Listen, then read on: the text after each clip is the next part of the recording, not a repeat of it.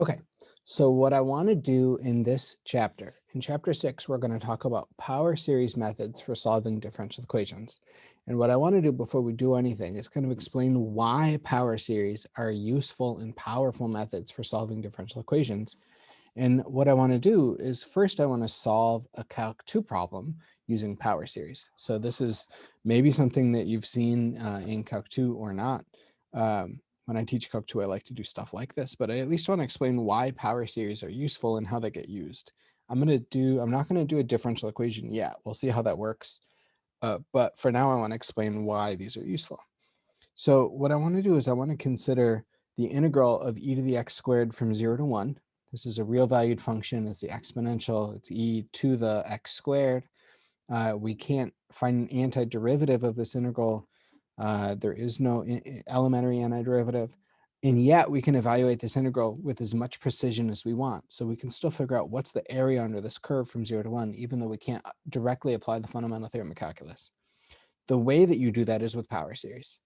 So if you remember, e to the t is a power series, is t to the n over n factorial, where n goes from 0 to infinity. So this is 1 plus t squared over 2, t cubed over 6, t to the 4th over 24, t to the 5th over 120, and so on.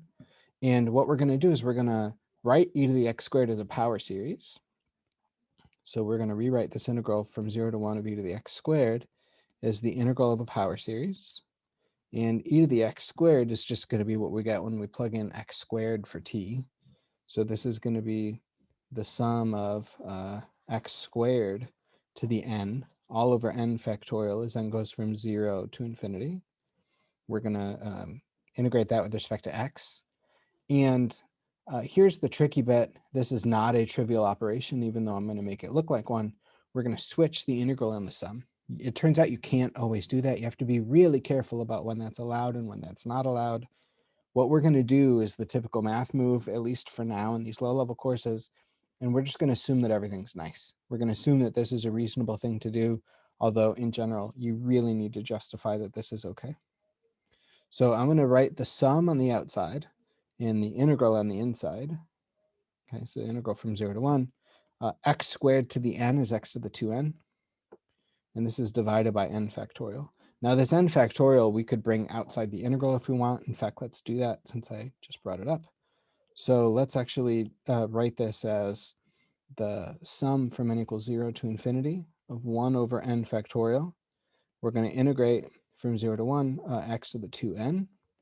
And now what we're going to do is we're going to, this x to the 2n integrates very nicely.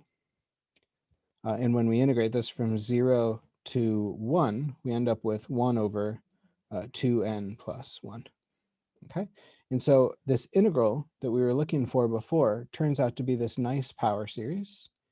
And everything that we did is actually valid. This is a nice enough function that we can legally interchange the integral and the sum, but you have to know some analysis in order to do that. So there's a lot of work that goes into that. But with this in mind, now we can evaluate this sum, and we can evaluate the sum as much as we want. So this is going to turn out to be, so if n is equal to 0, this is going to be 1.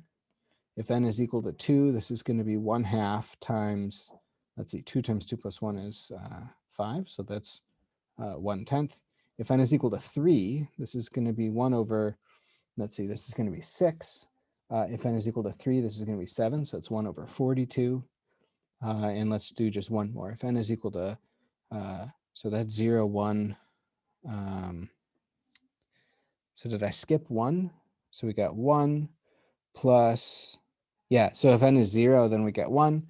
If n is equal to 1, we're going to get 1 times a third, so that's a third. Somehow I missed that.